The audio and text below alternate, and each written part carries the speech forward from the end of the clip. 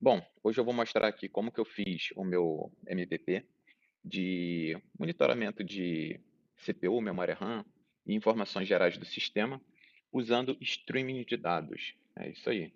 É, eu vou mostrar aqui na prática como que ele está funcionando. Deixa eu ver, carregar aqui. Não quero traduzir e vou dar um start. Bom, ele está pegando o dado de cada núcleo do processador, nesse caso aqui são 6 núcleos só, no meu computador de casa são 8, ele fica mais bonitinho, né, porque completa aqui tudo. Aqui é a média de todos os núcleos, então ele vem para cá. E aqui é a porcentagem de memória RAM que está sendo usada atualmente. Então, quando você mexe no sistema, quando abre guias novas, quando abre algo novo, você vê refletido aqui em tempo real, quando faz um teste de estresse também. Mas vocês podem testar tudo, eu vou deixar o link aqui do projeto do GitHub, eu não vou ficar testando muito aqui, vim aqui só para fazer um overview do código. Então vamos lá, vou parar aqui, tá? Um stopzinho aqui. Vamos ver aqui, eu vou começar pelo servidor, que por incrível que pareça é bem simples, é bem curto o código, e eu não usei biblioteca nenhuma, aqui é o cliente que está aberto, não usei biblioteca nenhuma, não tem nem package.json, aqui ó, vocês podem ver que eu não instalei absolutamente nada. Então, vamos lá, aqui é a versão 18, tá? Por isso que ele tem esse menos watch aqui. Então, por isso que eu não preciso nem instalar nada, nem para dependência de desenvolvimento. Vou começar aqui pelo Data Generator, que basicamente o que ele faz é ler as informações do sistema, por isso que eu importei a biblioteca OS do próprio Node.js, e o Readable, que é para converter esses dados do sistema operacional em um fluxo de dados, ou streaming. Ele vai converter esses dados para um streaming, que mais para frente eu vou mostrar como que ele vai ser usado. Então, beleza, esse aqui é uma função de formatação, não faz nada demais, ela só converte os dados de hora para dados de segundo para hora, enfim. Esse memory info também, ele formata no estilo gigabyte. Então eu tenho que dividir o valor total por 2 elevado a 30, que aí ele vai dar um número de gigabyte. E eu faço um toFixate 2 para ficar só duas casas decimais depois da vírgula. Usage memory, que é a porcentagem, né? Então eu divido a memória total pela memória livre, menos a memória livre dividido pelo total. Que aí você vê qual a porcentagem de memória que tá sendo usada. Bom, aqui eu obtenho os dados da CPU. É só para contextualizar aqui, esses comentários aqui são para documentação automática, então eu faço o comentário e ele já gera a documentação já automaticamente, mas eu também não vou passar por isso, porque eu quero que fique um vídeo curto. Não sou nenhum youtuber, então eu estou fazendo esse vídeo aqui de total improviso, só para mostrar mesmo. É, Aqui eu pego os valores da CPU, no caso de cada núcleo, né, por isso que tem esse for aqui. E eu faço a média dos valores, né, eu pego no intervalo de tempo e somo tudo e pego a porcentagem de cada núcleo e jogo nessa variável, jogo nesse array aqui. Beleza, também não vou ficar entrando em tantos detalhes assim, mas todas essas funções são chamadas aqui no get system info. E aqui são os dados que propriamente vão ser enviados para a API, no caso para o front-end, mas eu ainda não entrei em detalhe da API.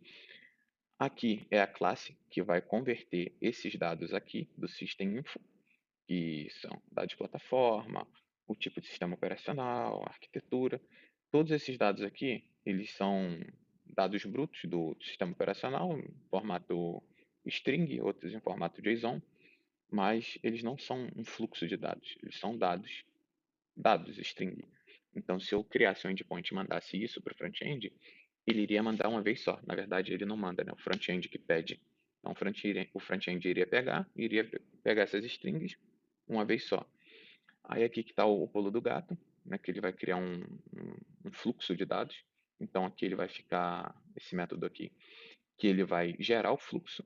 Então, com o fluxo gerado, esse fluxo aqui, ele ainda não está disponível para para API, né? Porque eu ainda não fiz o servidor, não fiz nada.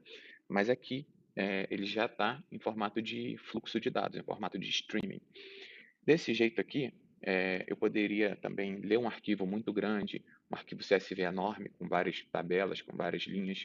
Eu poderia fazer isso. Eu poderia também ver um arquivo de vídeo, pegar um arquivo de vídeo, sei lá, de 5, 10 gigabytes e jogar ele para o navegador sem travar a memória. Então, isso é bem interessante. O streaming de dados ele é um recurso muito poderoso. E aí eu exporto essa classe, né, que é o System Info Streaming, que já está em formato de streaming. Aí eu exporto ela, vou importar aqui no index. Primeiro eu vou criar meu servidorzinho, né? Então eu preciso do create server do HTTP do próprio Node. Eu preciso do readable também do Node. E eu preciso de um writable streaming, que vai ser o streaming da web, vai ser o que eu vou jogar lá no navegador. E aqui eu importo o meu arquivo data generator, que no caso o meu arquivo não, importa a minha classe, né? Que eu exportei lá. Aqui é a porta que eu vou usar, por padrão 3000. Todo mundo usa 3000, então vou usar 3000 também. Aqui, vamos lá, vou criar meu server, padrãozão aqui, né? Já digo para ele que eu não quero que bloqueie nada, não quero que bloqueie nenhum CORS, não quero que bloqueie nenhum navegador, não quero que bloqueie nada. Isso aqui eu criei só por motivos de depuração, que é para eu ver os cabeçalhos. Eu acabei deixando, não faz mal nenhum, tá aqui, pode continuar. Aqui, se por acaso a conexão for fechada ou se ela cair, então, se a conexão cair, tem um timeoutzinho. Então, eu acho que são 2 segundos, se não me falha a memória. Mas como isso vai ser sempre localhost, não tem nem perigo de cair a conexão, porque isso aqui não é um serviço web. Isso aqui é um serviço web, entre aspas, porque eu vou gerar os dados do próprio sistema. Ou seja, isso não vai ficar no servidor.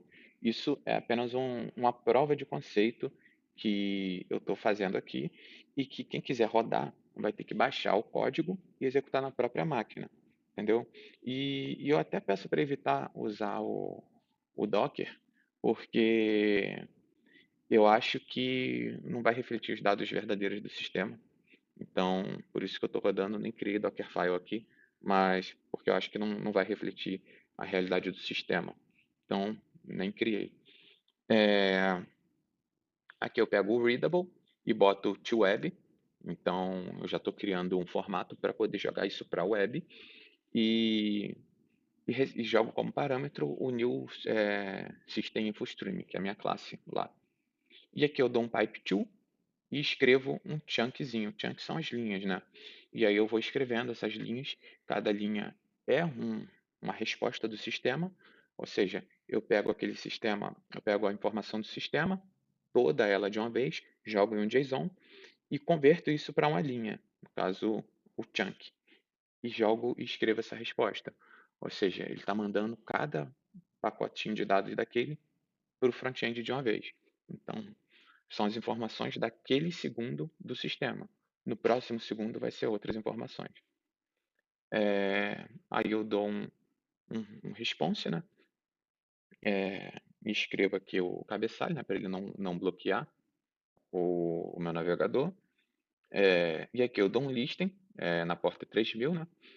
E, e já vou ver aqui se teve erro, né? Que eu passo o primeiro parâmetro do callback aqui, que é o erro. Então, se tiver erro, ele já escreve que teve erro, acabou. E se não tiver, se for tudo de boa, ele escreve que o programa está sendo executado e fala a porta. Então, ele já está sendo executado aqui, né? Porque eu sou ansioso, já botei ele para executar antes. Mas é basicamente isso. E está pronto. O servidor é só isso. É, não tem mais nada aqui de extra, não tem nenhuma biblioteca externa, não tem nada. É só as informações do próprio sistema operacional usando a biblioteca OS. Então fica um código bem enxuto, bem leve, não tem node modules, não tem nada. E eu vou testar isso aqui com vocês agora. Eu vou dar um curl no localhost na porta 3000 e aqui ele vai me retornar os dados. Como já está rodando, eu já testei isso antes, eu sei que está funcionando. Mas isso aqui é uma informação que está completamente sem sentido, assim. Você dizer uma maçaroca de dado, JSON, isso aqui não quer dizer nada para mim. Então, por isso eu criei um client para consumir isso pelo navegador. Então, aí que a brincadeira começa a ficar mais legal, consumir streaming de dados no navegador. Eu criei esse core e já no navegador, na biblioteca do client, tem Node Modules, tá? Eu precisei usar uma biblioteca somente para desenvolvimento. No caso, se isso fosse para produção, não iria usar, que é esse Dev Dependency aqui, que é o HTTP Server, que ele serve para buildar a aplicação para mim. Então, só isso que eu estou usando, tá? Não estou usando mais nada de extra. O meu Node Modules está até leve, entre aspas, né? Porque Node Modules geralmente é pesadaço. Aqui só tem um módulo, então tá bem tranquilo isso aqui. É, aqui o meu index, antes de eu mostrar tudo, né? Vou mostrar um pouquinho mais de detalhe. É, aqui eu botei minha PURL, estou mapeando dois botões que tem lá no meu HTML, que é o Start e o Stop, né? Que são esses dois botões aqui. Então, eu estou mapeando o meu Start e o meu Stop. Aqui no final que eu vou usar eles, tá? Para ficar ouvindo a função. Ao invés de eu chamar a função direto no botão, tipo, um clique, não sei o que, chama lá no botão. Não. Eu ouço a atividade do botão, porque eu vou usar essa atividade em várias partes do código. Então, ficaria inviável botar isso aqui. Então, tem gente que faz isso aqui, ó, on clique, bababá, escreve aqui dentro. Isso aqui ficaria impraticável nesse caso aqui. Beleza, eu tenho aqui os sinais, né, para poder consumir o streaming, que é o abort sinal, e o leitor do fluxo de resposta, que é o readable. Tá, beleza. Aí eu vou consumir o streaming. É, ele vai fazer um fetch do próprio JavaScript, né, e vai lá na PIURL, que é o meu localhost 3000, no caso. Deixa eu ver se tá. Localhost 3000. Ele vai dar um fetch lá no meu back-end e vai mandar o sinal.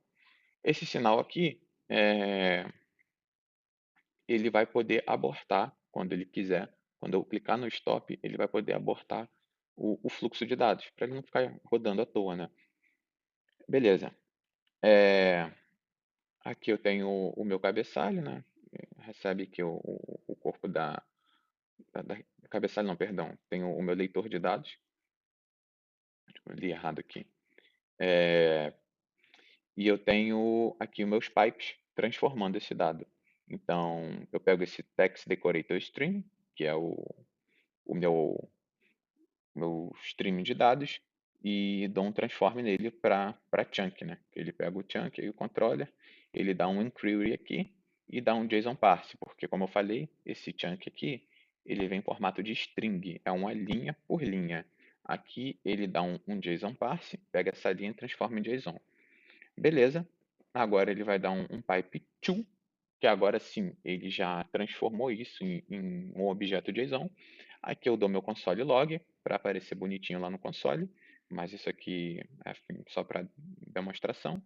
E eu pego essa variável window, que é uma variável global do JavaScript, e crio .chunk nela. Então, crio como se fosse um objeto dentro da variável global e mando esse chunk para lá.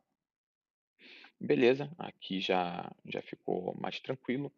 É, já acabei essa função de consumir o streaming. E aqui eu estou ouvindo o evento clique do meu botão Start, que está lá no meu HTML, e vou chamar a função consume streaming. Assim que eu clicar no Start, eu vou consumir o streaming. E tem o stop. Então, vamos lá.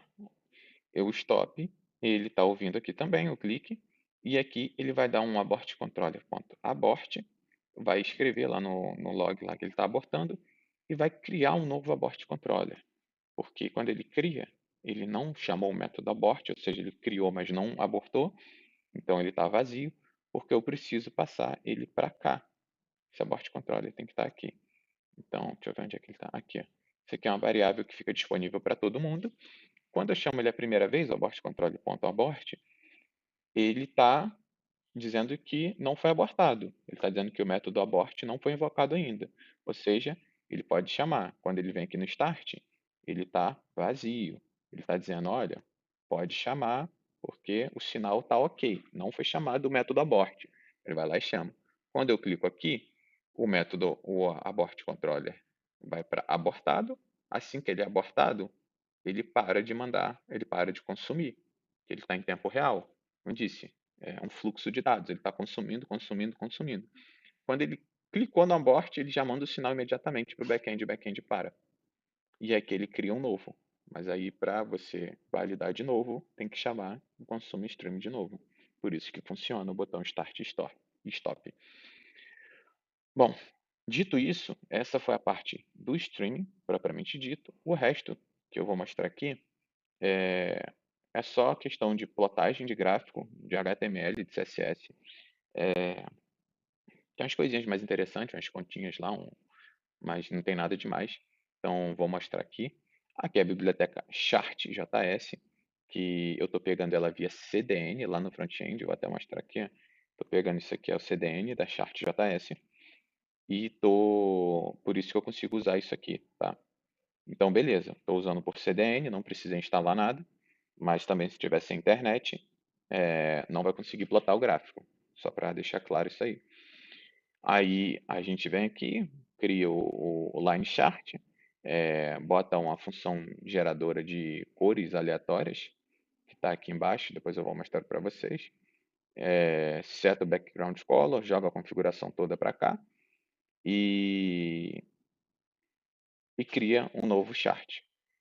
Dá um start aqui no Event Listener e gera o gráfico, que é plota o gráfico na tela. Bom, essa parte aqui eu vou passar rápido, não vou explicar com detalhes. O código está disponível no GitHub.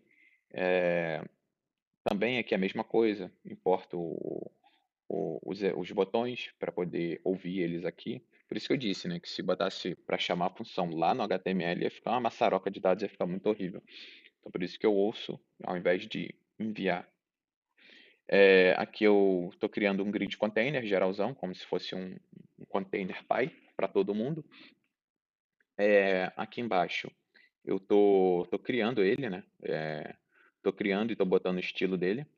Vai ser do tipo div, grid container, e vou colocar ele na raiz, né? Body append child, ou seja, ele vai estar na raiz.